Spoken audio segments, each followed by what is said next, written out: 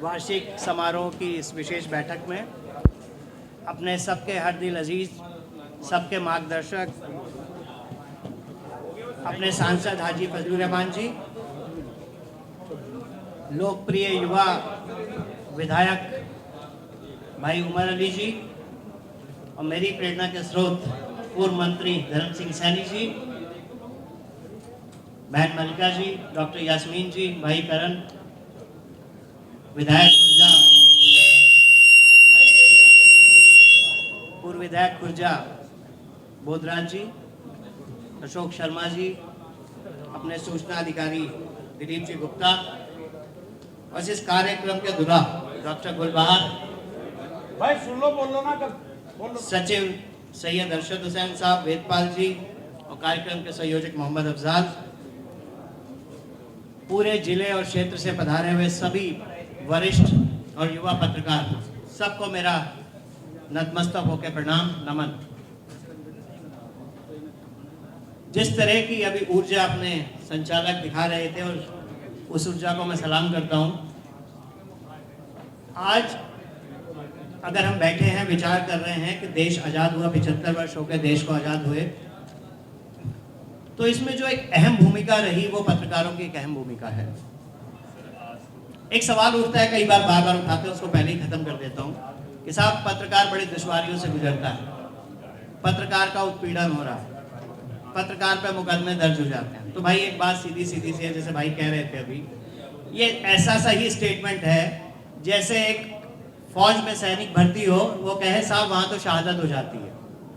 तो ये तो आपके जो कार्य हैं, जो आपने चुना, खुद अपनी मर्जी से चुना, तो उस कार्य के में इन्वॉल्व है अपने आप ही। तो जैसे भाई कह रहे थे, अगर पत्रकारी में हो तो दुश्वारियां तो होंगी। जिनको दुश्वारियां नहीं होती थी वो राजघरानों में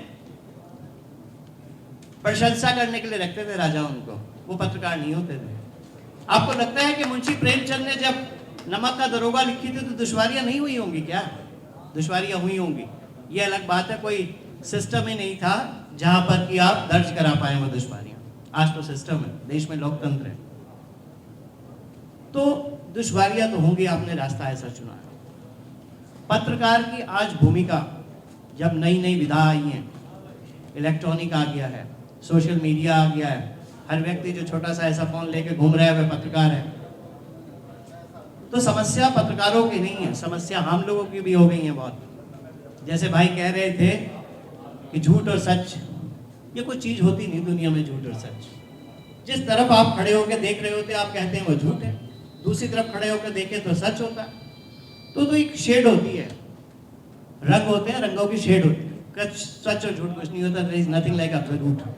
1975 में जब देश ने सबसे बड़ा लोकतंत्र की हत्या देखी और लोग कहते हैं वो लुटियन के टीले पे सब लोग इकट्ठे हुए, तो उस समय सब लोग उस चीज को सच कह रहे थे। कुछ एक दो खांटी लोग थे जो प्रभाष जोशी थे, या एक दो खांटी लोग थे जो उसको झूठ कह रहे थे। तो क्या वो सच था या झूठ था?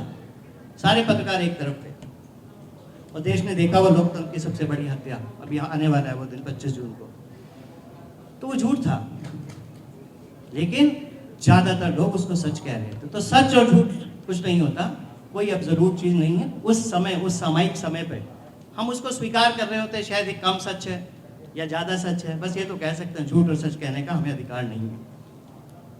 दूसरी भाई डॉक्टर गुलबहार बहुत एक विषय उठाया, मैं उससे विनम्रता के साथ अस्वीकार करता हूं। वह विषय उठाया कि पत्रकार को प्रचार और प्रसार के लिए कुछ मदद होती है। एक बात तो स्वीकार कर सकता हूं कि आज जब दुनिया भर में वैश्वीकरण हो रहा है, दुनिया भर में चीज़ें हैं जो बदल रही हैं, तो ऐसे में धन की उपयोगिता तो जरूरी है, धन की आवश्यकता भी है, लेकिन पत्रकार कभी भी प्रचार और प्रसार का माध्यम नहीं हो सकता। पत्रकार तो खांटी लिखेगा, पत्रकार वो लिखेगा जो उसको अच्छा लगता है, पत्रकार वो लिखेगा जहां से खड़ा होकर जो उसे दिखाई दे रहा है। पत्रकार का उसमें कोई तोड़ मरोड़ नहीं है। वो जो भी बात कर रहे थे वह सब इस वैश्वीकरण के दौर में, क्योंकि एक और बड़ी बात है आजकल, मुझे ध्यान पड़ता है जब बचपन से पढ़ते थे तो पत्र को उसके संपादक से जाना जाता था। आज भी हम लोग कहते हैं साहब कि दैनिक जागरण गुप्ता जी का था, आज तक मिश्रा जी का था, विश्वनाथ जी दिल्ली प्रेस में लिखते थे, प्रभाष जोशी के नाम से जनसत्ता जाना था। तो आज भी हम ये कहते हैं, लेकिन दुर्भाग्य ये है आज पत्र है जो उनके मालिकों के नाम से जाते हैं, पत्रकारों के नाम से नहीं जानते। ये छूट आपने दी है। अगर आपकी कलम में वो ताकत होती तो ये छूट नहीं होती। और उसी का दुष्प्रभाव है कि पत्रकार को आज उन लोगों ने प्रचार और प्रसार का माध्यम बना दिया है। तो हमें इस पे भी खुद गहन चिंतन करना है। आज समय है, दुनिया में हम आगे जा रहे हैं। पत्रकार की भूमिका खाली लिखने तक नहीं है। पत्रकार की भूमिका खाली न्यूज़ मेकिंग नहीं है। पत्रकार की भूमिका है इस राष्ट्र को सर्वांगीण विकास करने की। पत्रकारिता एक बहुत बड़ी अम्ब्रेला है। ये अम्ब्रेला में न्यूज़ एक बहुत छोटी सी चीज़ है।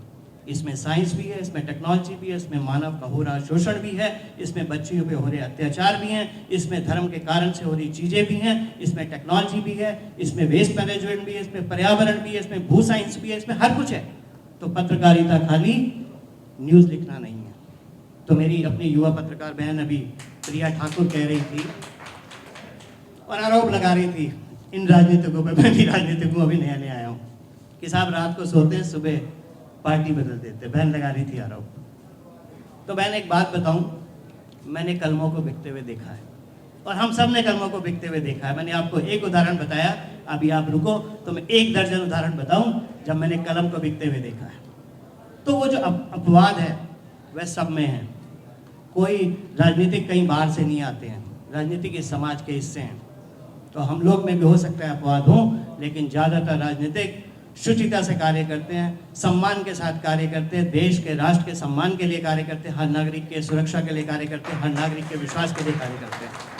तो विश्वास करो बहन, ना पत्रकार बिकेगा, ना राजनीतिक बिकेगा, देश आगे जाएगा और देश उसको जरूर। बहुत बहुत धन्यवाद आप